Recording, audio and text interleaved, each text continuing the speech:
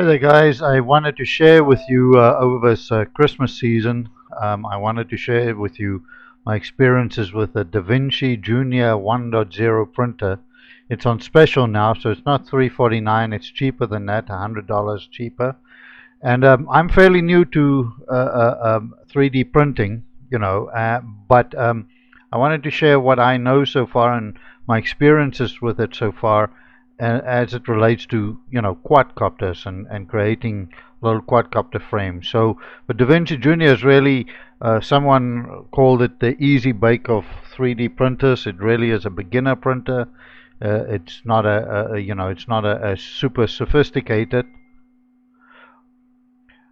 but it works well. So it's really great. So here it is. It has nice features like easily replacing the extruder and eco-friendly. And there's some of its basic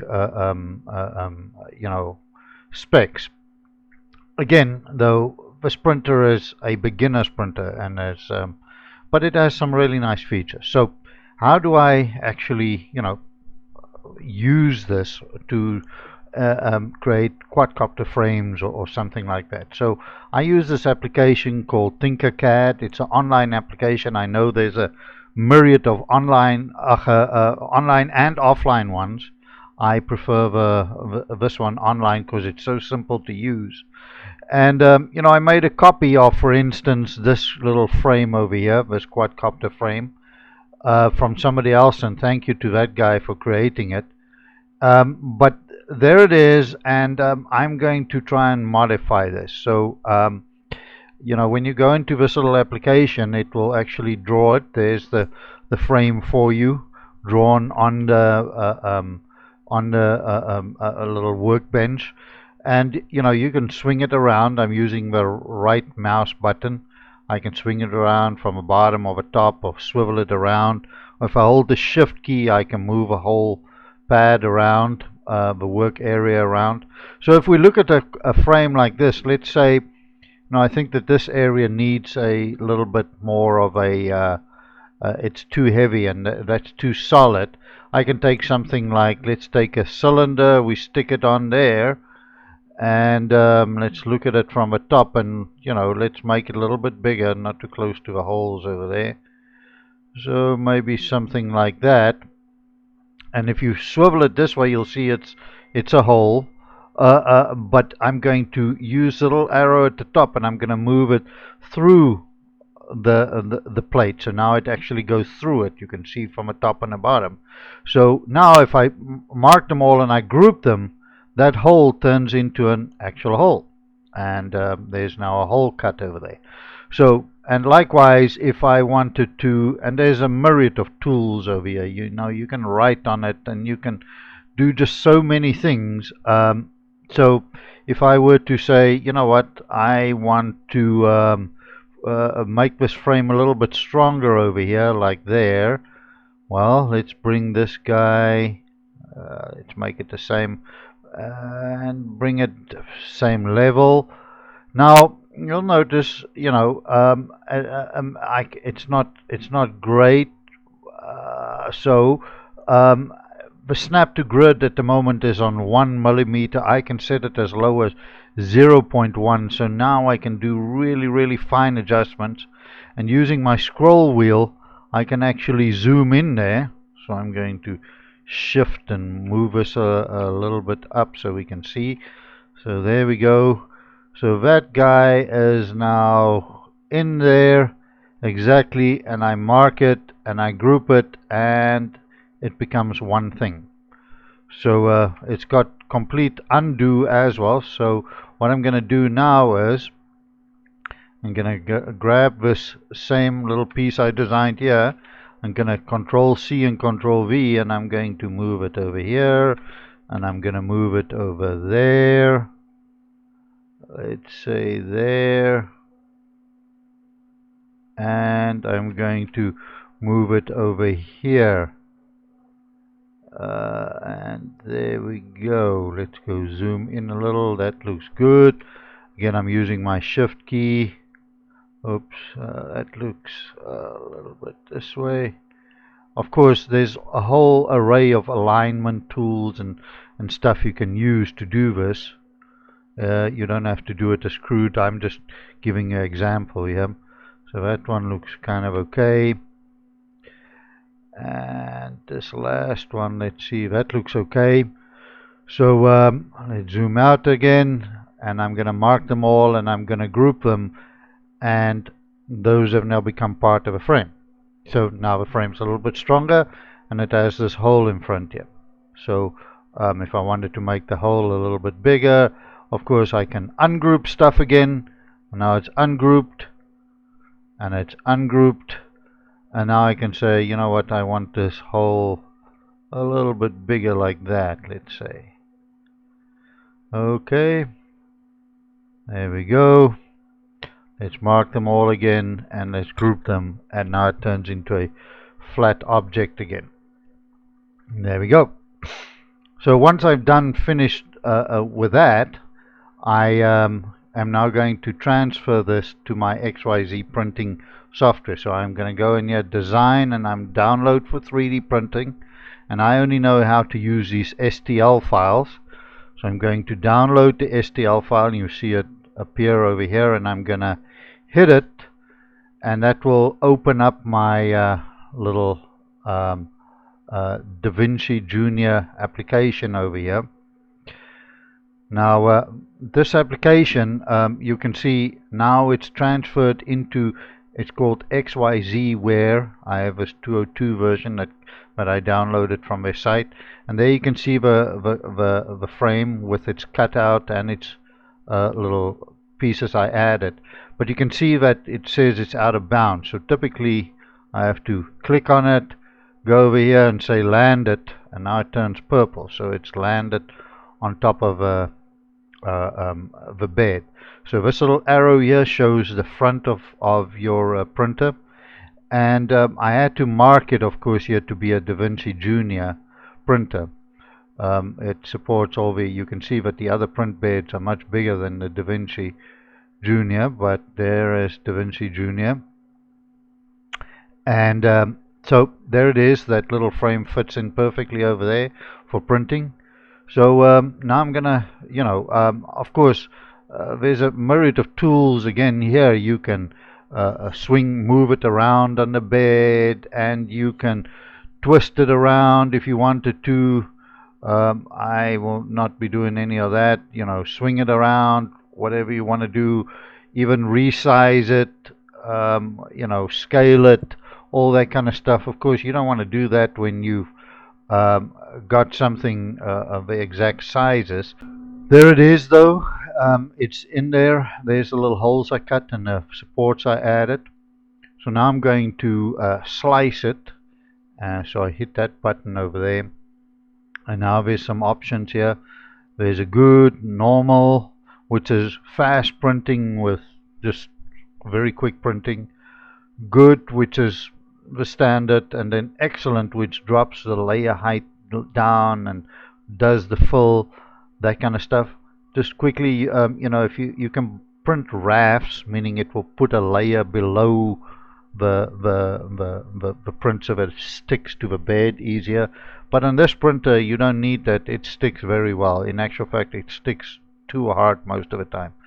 And you can also create supports, meaning if you have overhanging pieces, you can put supports in to help it so that it doesn't fall over or there's some tutorials on that.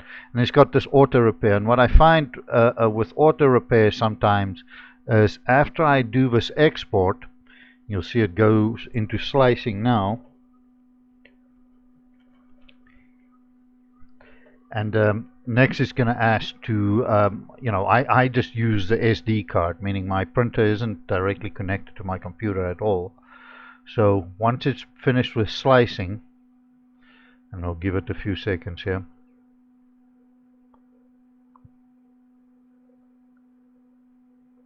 Once it's finished with slicing, I'm going to save this frame on my SD card. You see I have an untitled SD card, and I'm going to save it on there, and now it's on there. If you look at the frame, however, now you will see that a few things happened. It looks a little bit different than it did before you sliced it, and I think this is showing you the exact traces it will lay down to make this object. And there you can see them in fine detail. And also looking at this, um, you will notice that there is these two lines, and let me swing it around. This again, this is the front of a printer. You'll see these two lines, and that I think is its calibration lines. You'll see the printer, and I'll show you when it starts printing. It draws these two little lines just to calibrate the printer, and then it goes into actually printing this. But you'll see that it's now changed. It's not so. Sometimes on the auto repair, if you look at this object, I've had a few cases where I look at this object and it's different than what I thought it's going to look, and that I think is a problem in the design file that I brought over, the STL file that I brought over. But in any case, now it's produced a new file that we will be using, that the printer understands. So it's converted from STL into this specific format for this Da Vinci Jr printer. So let's go to the printer and see if we can print this. Okay, now at the printer itself, I'm going to take that little SD card that I used and place the file on, and I'm going to stick it in there. But you know, but my print bed at the moment is blank. So what I use is this stuff, masking tape, and I use a thick one. I mean, you can use any masking tape or printer tape. It actually comes with some pads, but you run out of those fairly quickly. Oops, wouldn't want to do that. Let's see if we can get that down there. So there's one. There's another. Get those guys down there. Cover the print bed with this.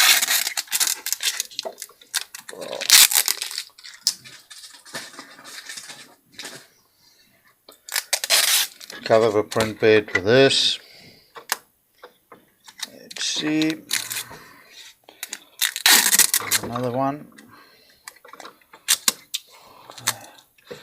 There we go. Make sure they're flat. Okay, so the print bed's covered, and I'm going to go into build from card. It's going to look, and it's found the file that I put on there, the Da Vinci specific card. I'm going to say yes. Start building, I'm going to say yes. Make sure all of this is nice and flat and ready. I've got some black spool in there, and let's see it warm up and get ready.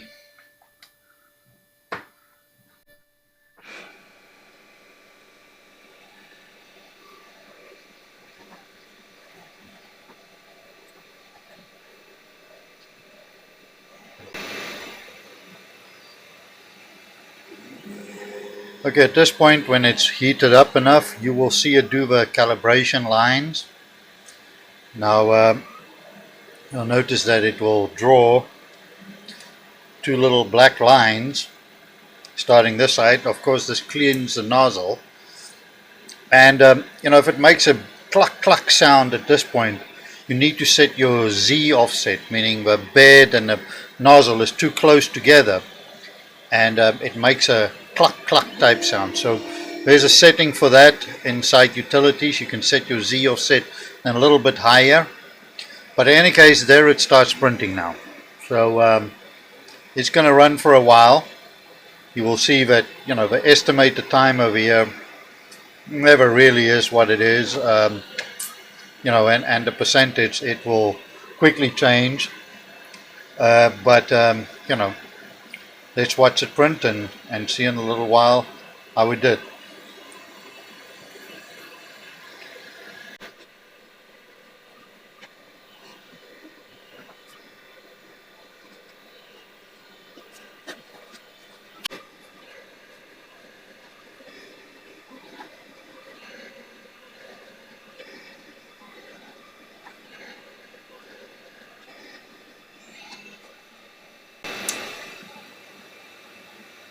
Okay, and There we go. So just over an hour's worth of printing. You would have noticed it over here. You would have seen that it's just been an hour after it started printing, and the little frame is now complete. There it is, and the printing is complete, and we can now remove it from the bed. It's saying building complete over here, and any second now it's going to say, well, we can remove the little frame. It says remove the object. So what I typically do is I start by pulling up the tape, and if I need a little help, it comes with this little scraper. I can stick that underneath there and I'll lift it. There it comes. Pretty nice. It's lifting. I'll do the same on the other side. There we go. Boom. It's off. Okay, let me remove all of this tape. Get ready for the next print, of course. Gonna put new clean tape on there. There we go. And there's a little frame. So the little frame is printed now. It needs a little bit of cleanup. You can see, there's little pieces that needs to be cleaned, but as you can see, there's our little extra supports and the hole we put in. It's all there, like we did. Ultimately, you can create something like this, which is a little quadcopter frame.